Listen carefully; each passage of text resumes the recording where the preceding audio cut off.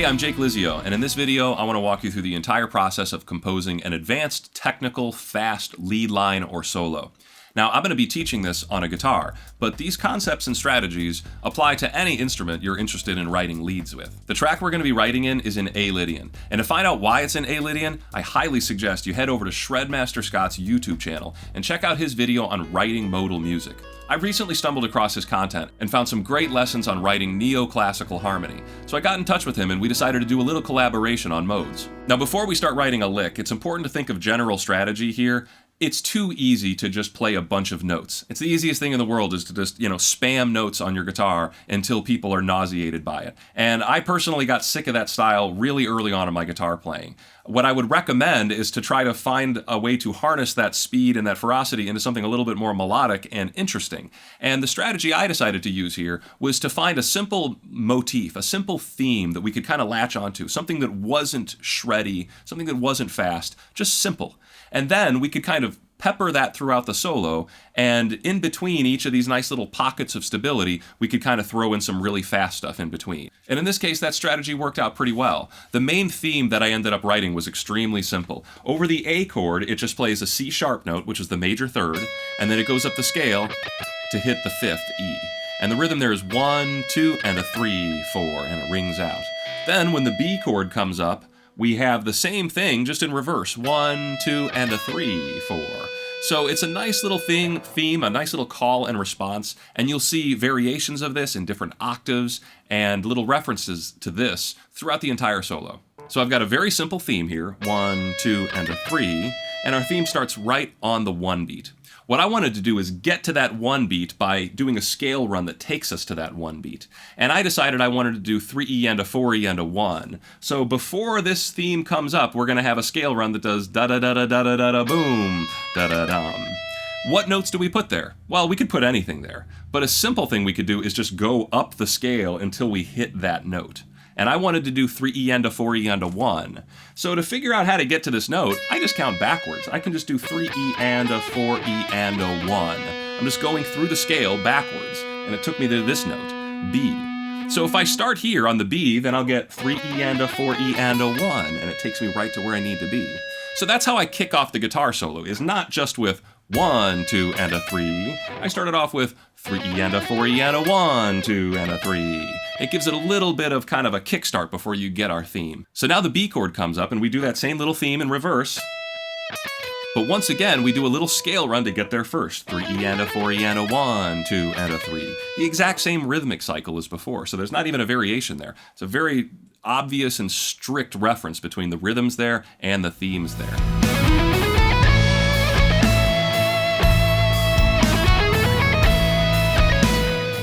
Now our next lick is over a B chord, so I figured we could tap out a B major triad. We have a B, a D sharp, and an F sharp right here. And I decided to do this as a quintuplet pattern, so 5 notes per beat. And the 5-note pattern goes 1, 2, 3, 4, 5, 1, 2, 3, 4, 5, 1, 2, 3, 4, 5.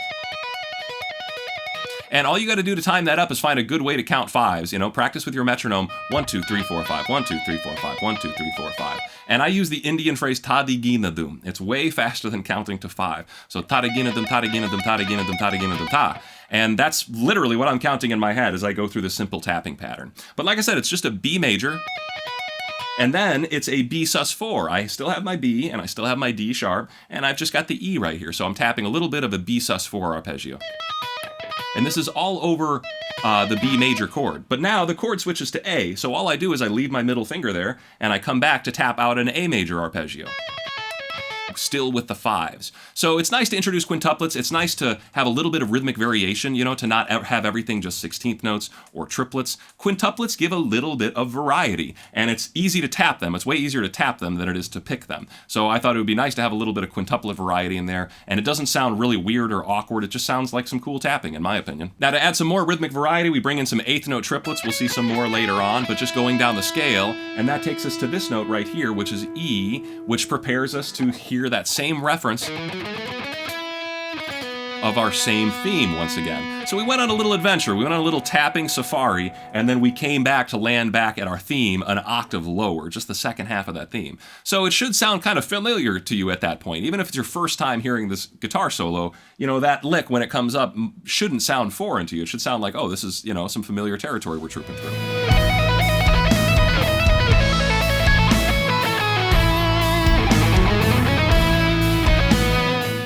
Now, right after we get that little bit of familiarity, I thought it would be a great opportunity to introduce the shred. And a lot of shred is dependent on what is easy on your instrument. You know, there's certain things that are going to be very easy to shred on your guitar that might not be so easy to shred on your keyboard or a different instrument. So, you know, keep in mind, linear patterns are usually a little simpler, and this pattern you're about to see is one of the faster patterns I can play, and that's just because of the geometry of the guitar. It's set up to be able to be easily played fast. And the pattern sounds like this. I'm using the A Lydian shape of 3 notes per string, and I'm using that root position shape here, except I'm starting on the major 7th, G sharp right here.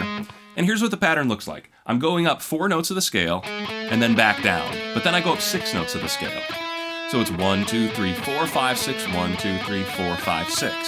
Now I can reset all over again just on this new string. I'm going to start here with my index finger. 1, 2, 3, 4, 5, 6, 1, 2, 3, 4, 5, 6. I'm done with the pattern. I can reset again on this string. 1, 2, 3, 4, 5, 6, 1, 2, 3, 4, 5, 6. So this is a fun little pattern. You can start it anywhere. And it gives you a fun little way to ascend or descend through a scale. You could do it in reverse, the same kind of idea. We go down 4 notes, 1, 2, 3, 4, 5, 6, 1, 2, 3, 4, 5, 6, and then we reset. So this is a pattern that lends itself really well to the guitar. It's one I've practiced many times, and it's an easy one to shred, and this is a great excuse to use it. All based in sextuplets right there. 6 notes per beat. 1, 2, 3, 4, 5, 6. 1, 2, 3, 4, 5, 6. Now, once that ascending lick is over, I decided to keep rolling with the sextuplets here, but with a much easier pattern. It's just really fast. It's a 6-note pattern that goes 1, 2, 3, 4, 5, 6. 1, 2, 3, 4, 5, 6. This is a really fun lick to practice if you haven't practiced it before. It lends itself really well to playing fast. You can do it with legato, no picking at all. And you can move it around through the scale. So that's all I did is in this position, we're in A Lydian. Moving up to the next note in A Lydian is the F sharp, and then the G sharp, and then the A, and then the B. So connecting those together, you get this. And that's all I did is just connect up through the scale with that simple sextuplet pattern. And then finally, once I reach this B note, I decided to change things up. We've had a long string of just constant sextuplets, right? It's kind of a little nauseating at this point. Let's break it up with some simple 8th note triplets, 3 triplet, 4 triplet, and a little bit more contrast here. I think this is the most contrasting lick in the whole solo. I've got this little slide that jumps me all the way up to my highest fret, and then back down for this trill, and then into a really difficult, for me it was difficult, the sliding lick that just kind of jumps around through a bunch of different chord tones. And it ends up being a lot of the notes of the E major 7 arpeggio, but I don't really want to say that it's outlining an arpeggio. I want to say it's just kind of a fun, slidey lick. But it's the lick that took the most practice. Anytime you're doing one of these licks where there's lots of sliding around like that, to me it's a mess because your precision has to be just right. So I just kind of like the way it sounded. I practiced it until I could play it. That was the lick. It's nice to have triplets breaking up the flow of all those, you know, sextuplets and 16th notes. I thought it was a cool sounding lick.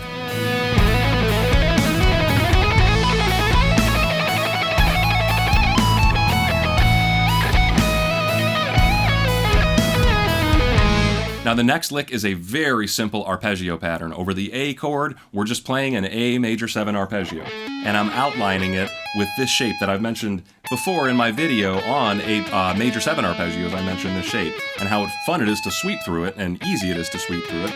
So all I do is just go up it a little bit and then back up and down it. So we're just using the arpeggio itself as kind of like a scale, right? I'm just kind of going up and down it. And then I let it connect me to a full A major arpeggio, not an A major 7. And this is where the sweep picking starts. Now, if you are a guitar player, sweep picking is a pretty difficult technique, and it's not one that I can often find a reason or an excuse to use. But when the topic is, hey, shred, then I think this is a good opportunity to bust out the sweep picking. And what I'm doing here is the first sweep ends up being 6 notes per beat. But then afterwards, we actually going into septupletville. It ends up being 7 notes per beat because I cheat my sweeps. I do an upstroke for this pull-off, and then I do another upstroke here, and then I do another upstroke here, and a good guitar player would not double pick this note.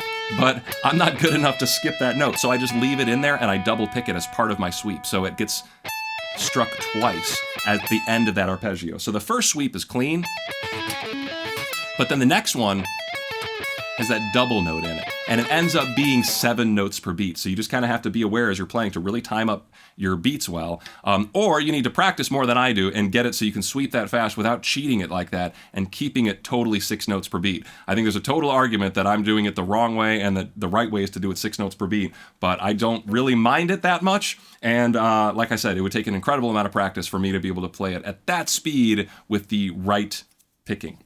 Anyways, we connect that to a B major arpeggio, which is the same sweeping pattern all the way up and down with that little thing at the end, the little septuplets at the end, and then I use that to come down 16th notes through my Lydian scale. All right, just down the scale with a simple little pattern, little doubling up on some notes, and once I get to this note, I play some 8th note triplets, triplet, and then I return to that same theme we heard, just an octaves lower than we were before. And that's where the solo starts to fade out.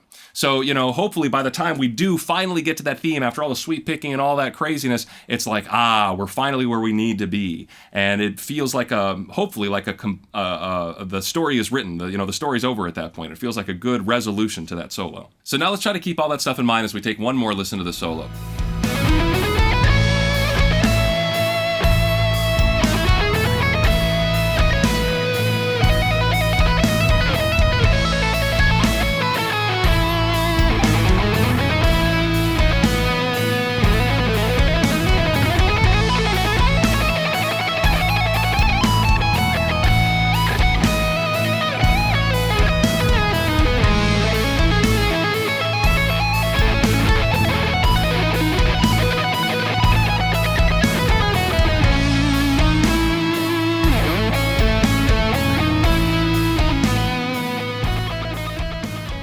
Now, for somebody like me, this project is quite a bit of work.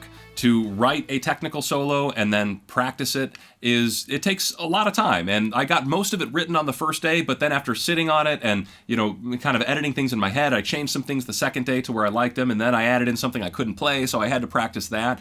So you can imagine that a lot of technical music, stuff like Dream Theater, Haken, progressive rock, that stuff is very well composed, and it takes a lot of time to write those solo sections that you're so enthralled by, especially the ones where it's two musicians, playing in harmony. That wasn't improvised. Most likely that was composed. If they were playing in harmony, that means they know exactly what they're doing with one another. So, you can improvise fast stuff, you can improvise great solos, but at a certain point in time, if you're trying to get that technical shred, impressive lead sound, I suggest you write, you compose, you put meaning into it, you put intention into it, you try to find little similarities, and you listen back to things and you find out what can you do. When does it get nauseating? When are you doing too much shred? When does it get boring? When are you not doing enough shred? And trying to balance those things is a really tough process, in my opinion. I'm happy with how this turned out. I think I could have done better, and hopefully the next time I go through this process, I end up with something even better. But more importantly, I hope you learned something through watching this process and hearing it all develop. If you enjoyed this video, please thank my Patreon supporters for making these videos possible. They're the only sponsors I'm willing to work with at this point, and they're the reason these videos exist. Also, big shout out to Shredmaster Scott for his inspiration on this video. Please check out his channel, leave a nice comment, and subscribe if you're interested in anything along those lines. I think he's got really great content there. So, thanks for watching, and I'll see you next time.